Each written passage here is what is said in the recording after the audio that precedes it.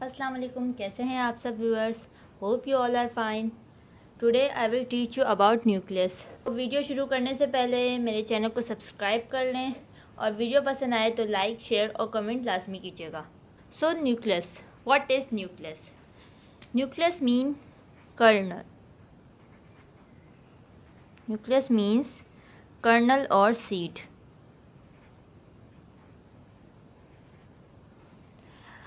So it is just like a seed inside the cell. It is the control centre of cell. ये cell की सारी activities को control करता है और रेगुलेट करता है। ये सेल की सारी एक्टिविटीज़ को कंट्रोल करता है और रेगुलेट करता है।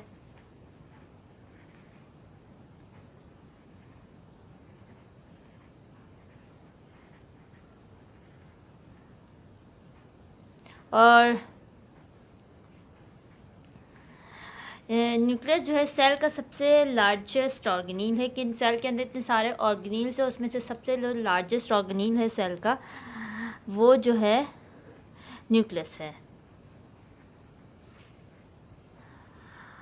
और ये जो है सिर्फ यूकैरियोटिक सेल्स में पाए जाते हैं। कुछ सेल्स ऐसे होते हैं यूजुअली, और ज़्यादातर सेल्स में न्यूक्लियस जो है वो सिंगल ही होता है, एक सेल के अंदर एक न्यूक्लियस। लेकिन कुछ सेल्स ऐसे होते हैं जिसमें एक से ज़्यादा भी न्यूक्लियस हो सकते हैं, और कुछ सेल्स ऐसे होते हैं जिसमें एक भी न्यूक्लियस ना हो, जैसे कि रेड ब्लड सेल्स जिसके अंदर न्यूक्लियस नहीं होता है।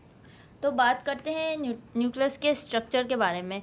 न्यूक्लियस भी सेल की तरह ही एक मेम्ब्रेन बाउंड ऑर्गेनील है, और मींस जो है न्यूक्लियस के पास भी एक आउटर जो है मेम्ब्रेन है जो कि न्यूक्लियर एनवेलप कहलाती है। तो ये जो है ना, ये न्यूक्लियर मेम्ब्रेन है जो कि इसका एनवेलप भी कहलाता है।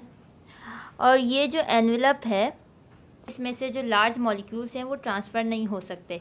इसी वजह से इस एनवेलप के अंदर जो है इस तरीके के पोर्स दिए हुए हैं। पोर्स यानी कि ओपनिंग, इस न्यूक्लियर की मेम्ब्रेन या न्यूक्लियर एनवेलप के अंदर ओपनिंग है जिसमें से लार्ज मॉलिक्यूल्स जो है पास हो सकते हैं between the cytoplasm and the nucleus.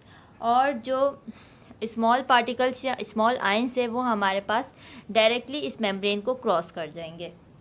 Nucleus के इनसाइड स्ट्रक्चर के बारे में बात कर लेते हैं। तो जैसे कि सेल के अंदर एक जेली लाइक सब्सटेंस था साइटोप्लाज्म, वैसे ही न्यूक्लियस के अंदर भी एक जेली लाइक सब्सटेंस है जिसके अंदर न्यूक्लियस के बाकी सारे स्ट्रक्चर जो है एम्बेड हुए हैं। तो वो जो सब्सटेंस है, जैसे सेल का सब्सटेंस हमारे पास साइटोप्लाज्म कहलाया था, वैसे ही न्यूक्लियस का सब्सटेंस हमारे पास न्यूक्लियोप्लाज्म कहलाएगा। न्यूक्लियस के अंदर का जो लार्जेस्ट स्ट्रक्चर है वो जो है न्यूक्लियोलस। अब इसमें हमें सबसे लार्जेस्ट स्ट्रक्चर जो है वो ये दिख रहा है, और ये जो है वो न्यूक्लियोलस कहलाता है।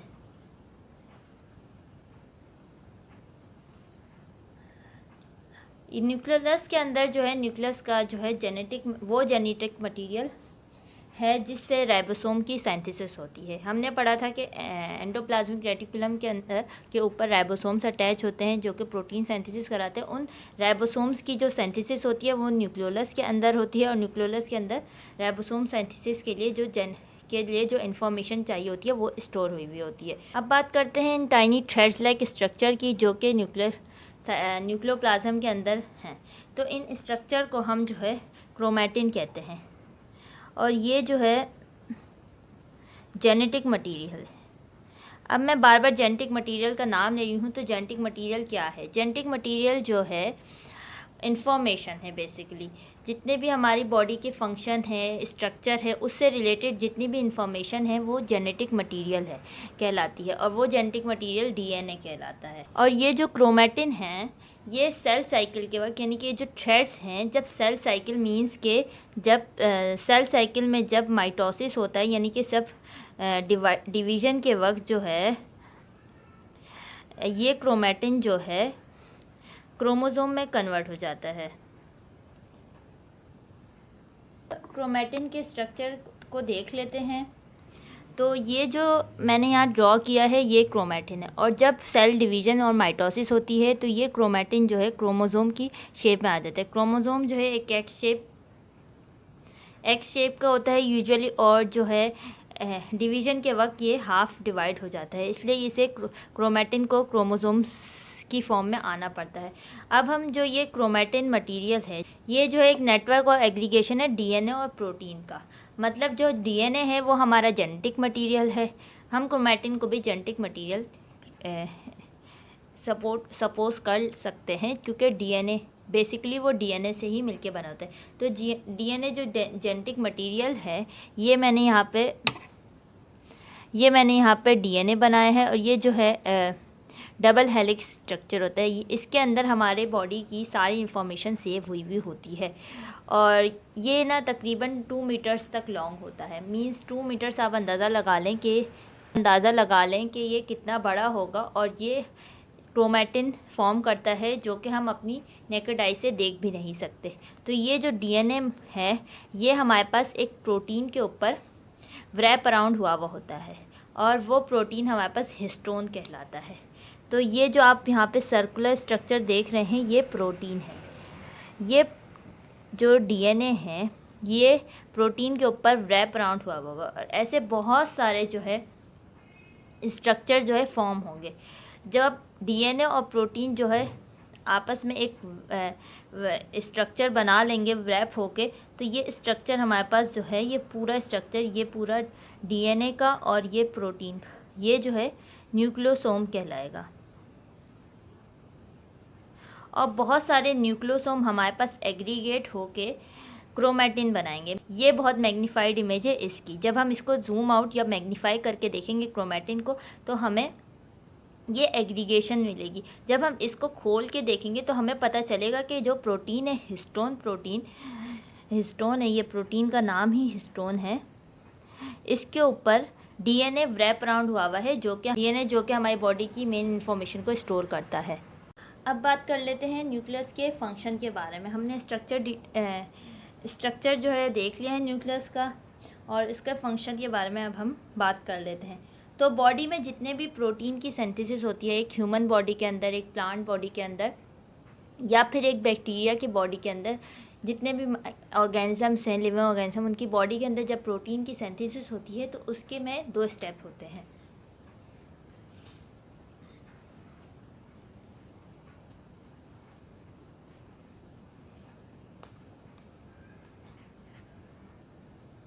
प्रोटीन सिंथेसिस के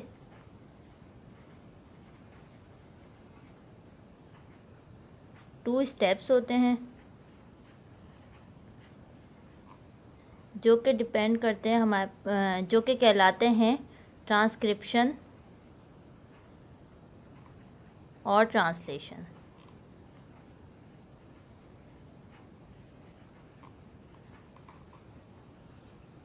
क्योंकि न्यूक्लियस के पास जेनेटिक मटेरियल है, जो कि असल में प्रोटीन बनाने की रेसिपी है। जैसे किसी भी डिश को बनाने के लिए हमें रेसिपी की ज़रूरत होती है, वैसे ही प्रोटीन को फॉर्मेशन के लिए, प्रोटीन की सिंथेसिस के लिए हमें रेसिपी चाहिए होती है। और वो रेसिपी जो है हमारे पास डीएनए है, जो कि जेनेटिक मटेरियल कहलाता है। और इसीलिए जो ट्रांसक्रिप्शन का प्रोसेस है ना, प्रोटीन सिंथेसिस का ट्रांसक्रिप्शन का प्रोसेस जो है, वो हमारे पास न्यूक्लियस के अंदर होता है। और जो ट्रांसलेशन का प्रोसेस है, वो हमारे पास जो है साइटोप्लाज्म में होता है।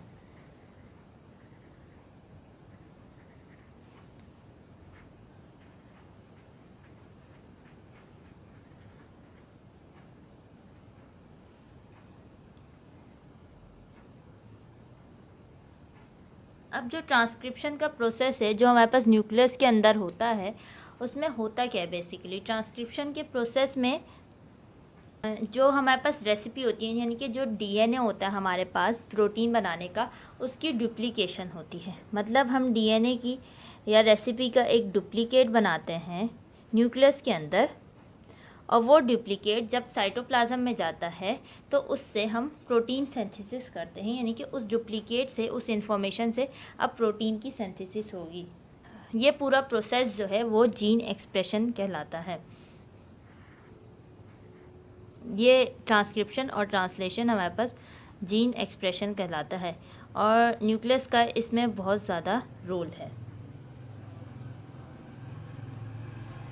अब जो प्रोटीन है वो हमारी बॉडी में है, बहुत ज़्यादा वाइटल फंक्शंस परफॉर्म करते हैं एंजाइम्स की सूरत में, और इसके अलावा भी।